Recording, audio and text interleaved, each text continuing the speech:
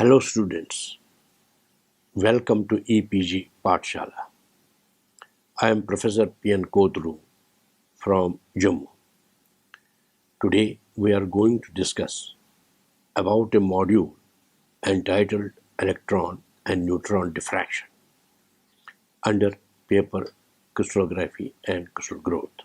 So students, let us see what we are going to learn on this module. We will be learning electron and neutron diffraction, Davisson and Germer experiment, Thomson's experiments, neutron diffraction techniques, and structural studies of magnetic crystals. Electron diffraction. In 1924, the French physicist Louis de Broglie suggested that some matter might exhibit wave-like properties under some suitable conditions. It means that matter, like radiation, has a dual nature. According to him, a moving particle of matter has always got a wave associated with it. The wavelength of the associated wave is given by an equation popularly known as de Broglie equation.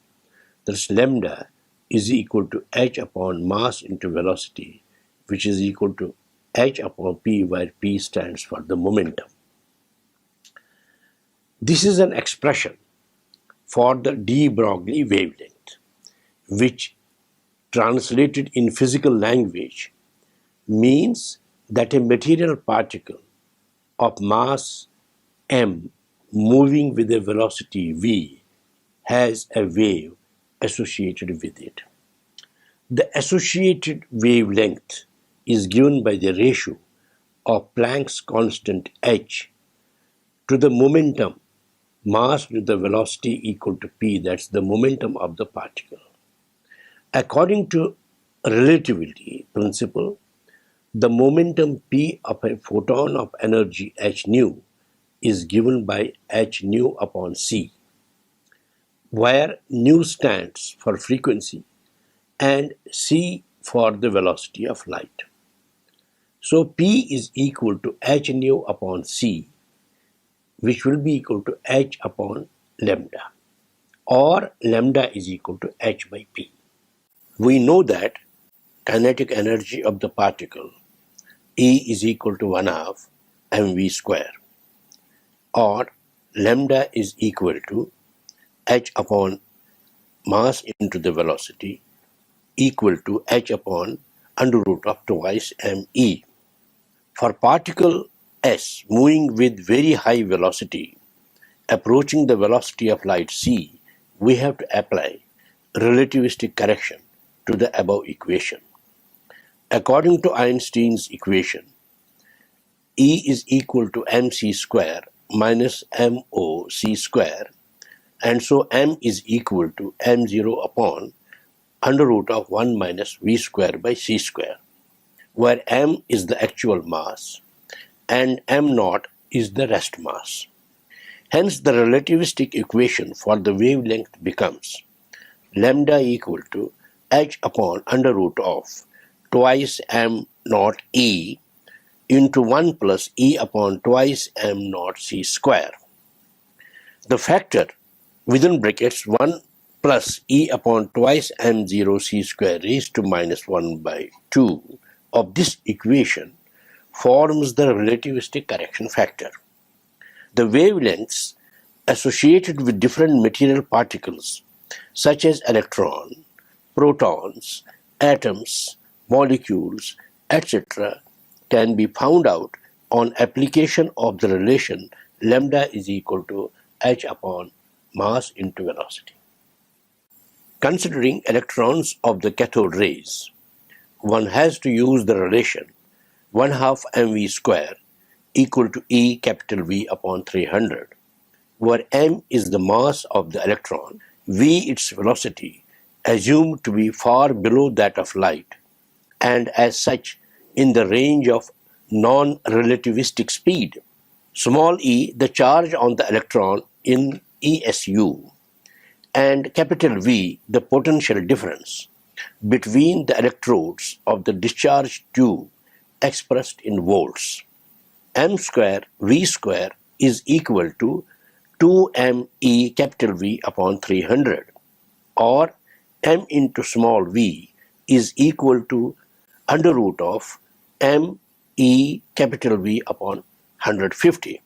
So lambda is equal to h upon mv. Therefore, it is equal to h into under root of 150 upon mev. Now, since h is equal to 6.55 into 10 raised to the power minus 27, m is equal to 9 into 10 raised to the power minus 28 g, and E is equal to 4.77 into 10 raised to the power minus 10 ESU. Therefore, lambda will come out to be equal to under root of 150 by V into 10 raised to the power minus 8 centimeters. When the potential difference is maintained at 150 volts, the wavelength associated with the electron is equal to 1 angstrom. For potential difference, capital V, equal to 15,000 volts, the wavelength associated with the electron turns out to be 0.1 angstrom. These values fall within the range of wavelengths of X-rays. Davisson and Germer experiment. De Broglie had predicted electron waves, in general particle waves, as has already been described in the equation.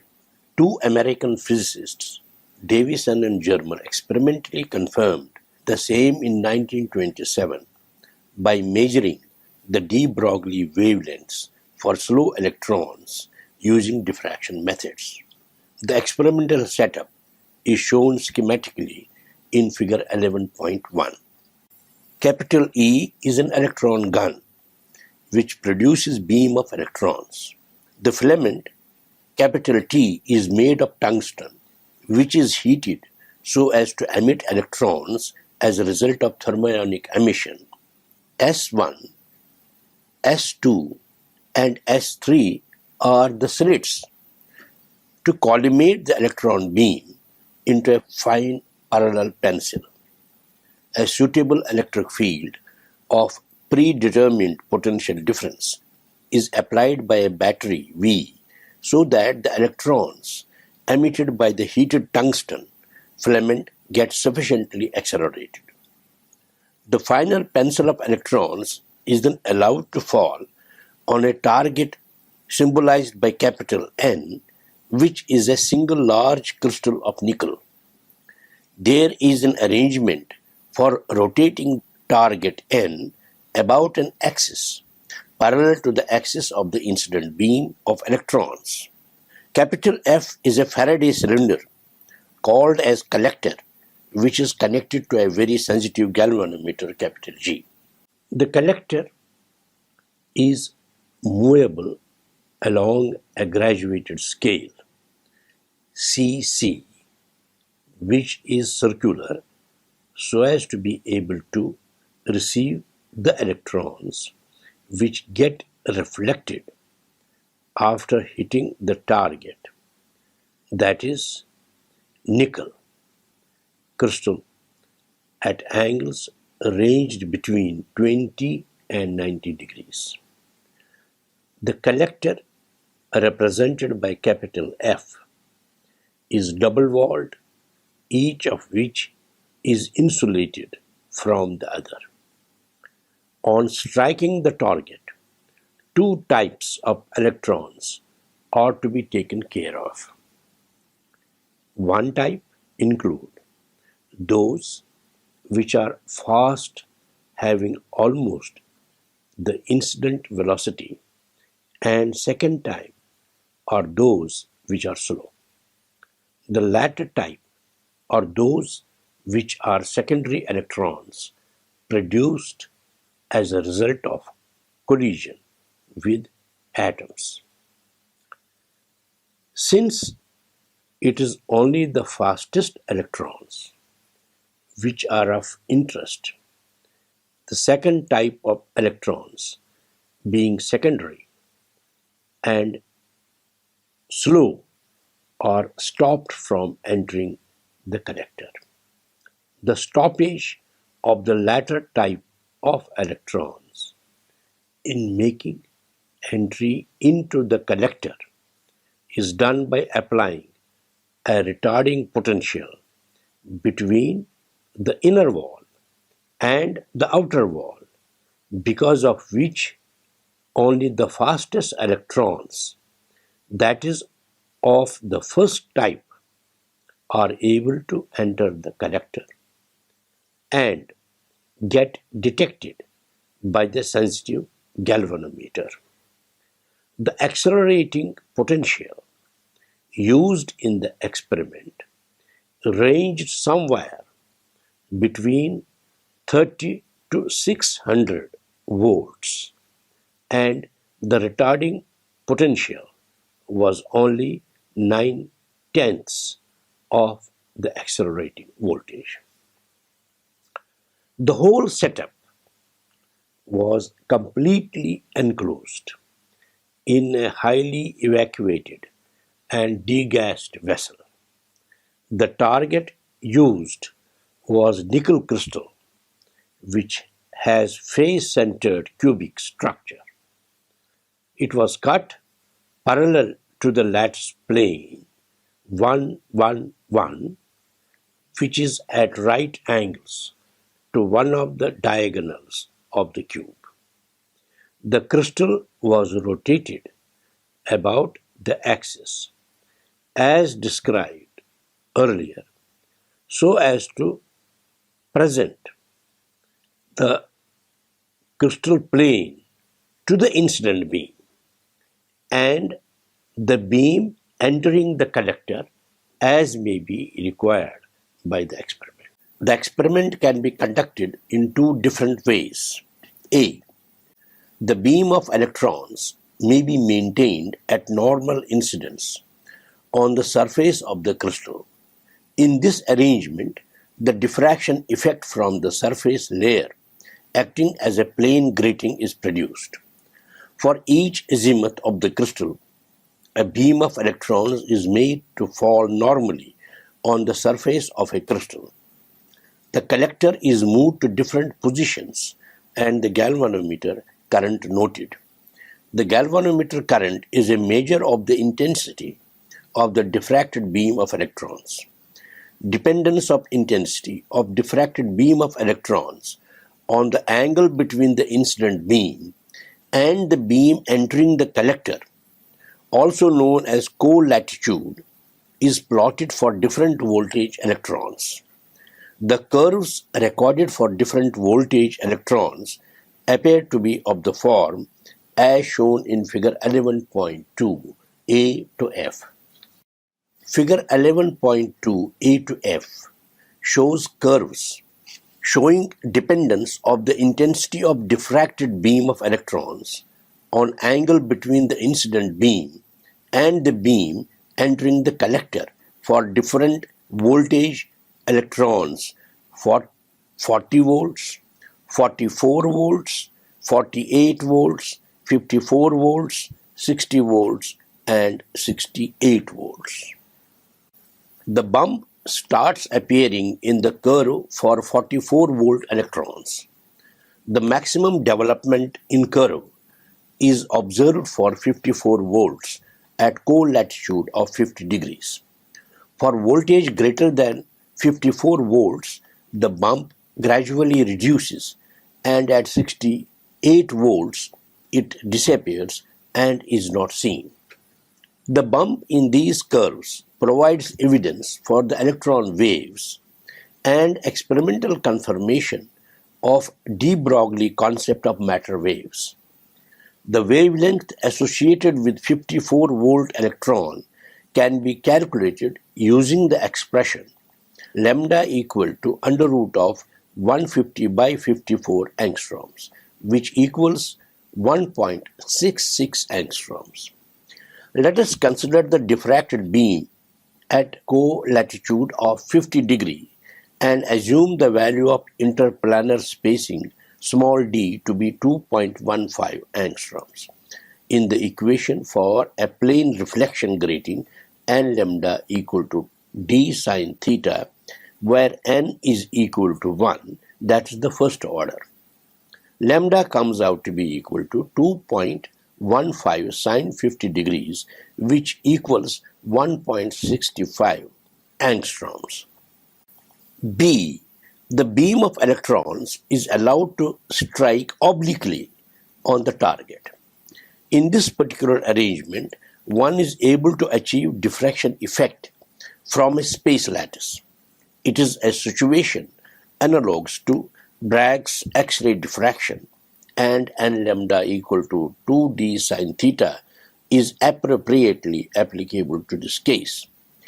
If the glancing angles of incidence and reflection are maintained constant, and the intensity of diffracted electrons, as measured by galvanometer current, is recorded for each electron velocity or accelerating voltage, curve with several sharp maxima are obtained as shown schematically in figure 11.3.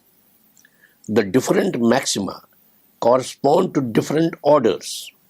One can apply de Broglie's expression to calculate lambda.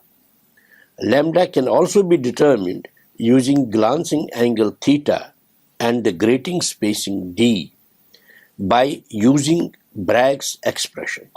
The values of lambda given by these two different ways are found to be in agreement. Figure 11.3 shows intensity of diffracted electrons against accelerating voltage of electrons. Thomson's experiments. Professor G.P. Thomson of Scotland performed experiments on electron diffraction in 1928 using high-speed electrons in the range of 10,000 to 50,000 volts. The experimental setup used by him is shown in figure 11.4. Capital D T is a discharge tube to generate cathode rays by using induction coil. The rays are allowed to pass through a diaphragm tube so as to obtain a narrow fine pencil of electrons. These electrons, on striking a thin metallic film, capital G, of gold, aluminium, or any other, get diffracted. There is a provision for a photographic plate, capital P, to slide down and receive the electrons as they come out of the thin metallic film. Capital F is a fluorescent screen which may be used for visual examination in place of photographic plate if one so desires.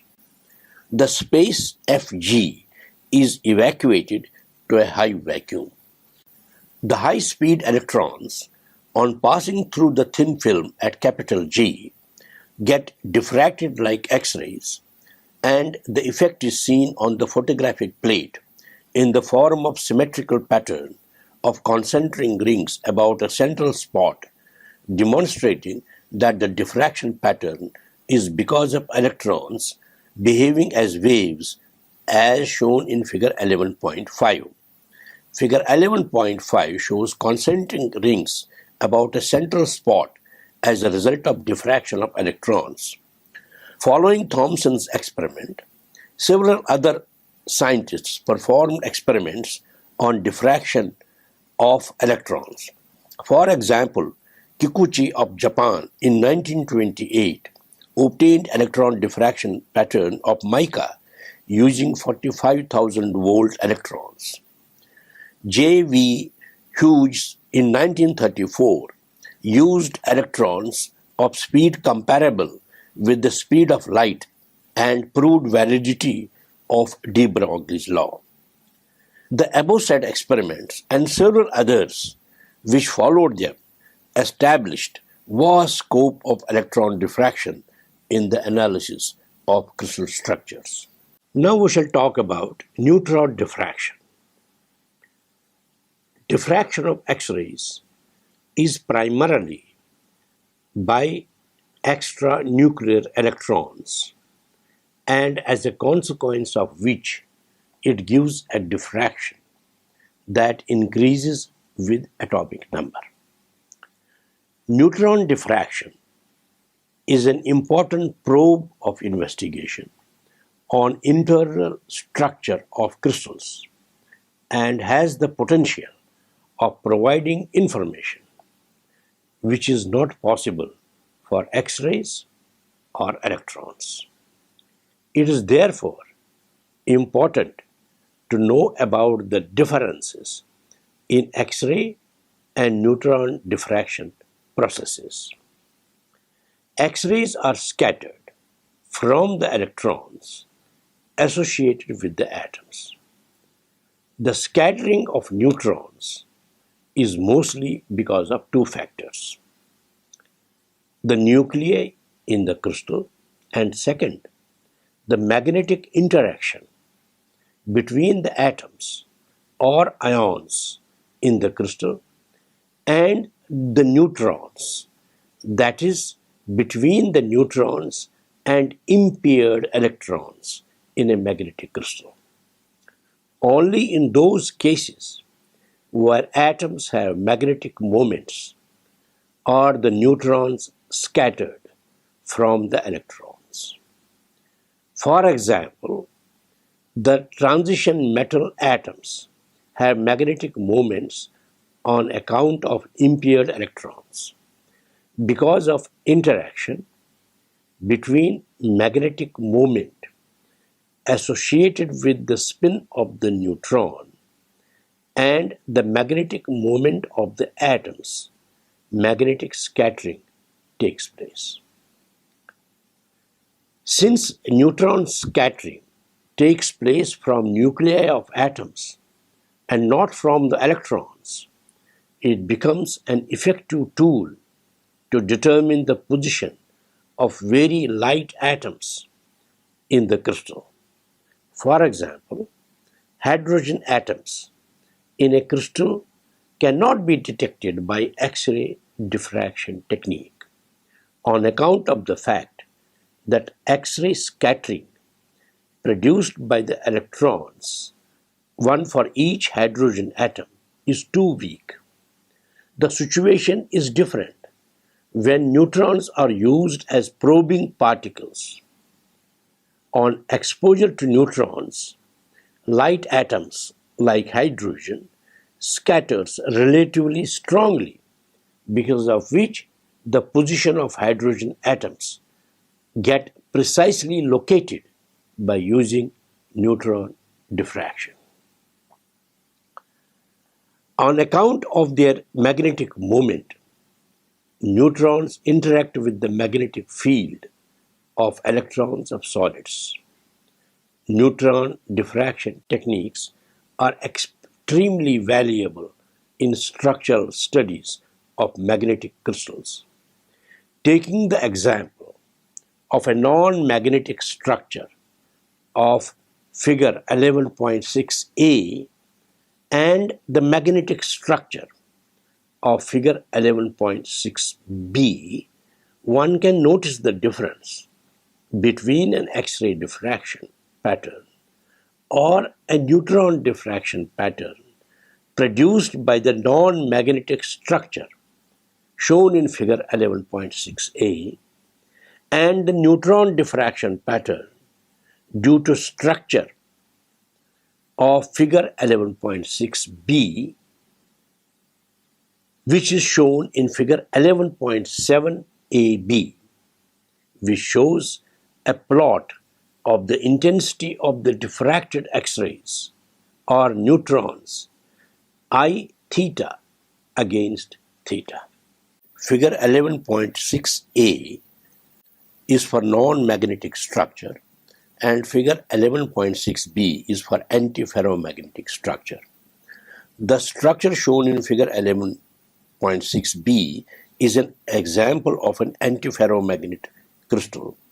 In this crystal, the magnetic moments of all the atoms or ions are lined up either parallel or antiparallel to some fixed direction and arranged in such a way that neighboring atoms or ions are antiparallel and the crystal as a whole does not possess a net magnetic moment. Figure 11.7a, B shows neutron diffraction intensity against theta in A in case of non-magnetic structure of figure 11.6a and B antiferromagnetic structure in case of 11.6b. MnF2 is one example of such substances which are antiferromagnetic. Neutron diffraction experiments, though a very valuable tool, are much more complicated technically than are X-rays or electron diffraction experiments. Neutrons are available from reactors as fission byproducts and so involves a huge infrastructure. In neutron diffraction work, every requirement is much bigger than in X-ray diffraction, as for example the sample, the source, the counter and the cost. On the other hand, the X-ray source is just an X-ray tube which is portable. The source of neutrons is a nuclear reactor which is much larger, expensive and is not portable. As such, the requirements of neutron diffraction experiments are much more larger than the X-ray diffraction setup. So students, let us now summarize what we have learned in this module. We have learned diffraction of electrons by crystals, the experimental arrangement of Davisson and Germer, supporting the wave-like behavior of electrons, dependence of the intensity of diffracted electrons on accelerating voltage. Experimental set of Thomson's experiments on electron diffraction has been discussed. Neutron diffraction as an important probe of investigation on internal structure of crystals is explained. Thank you.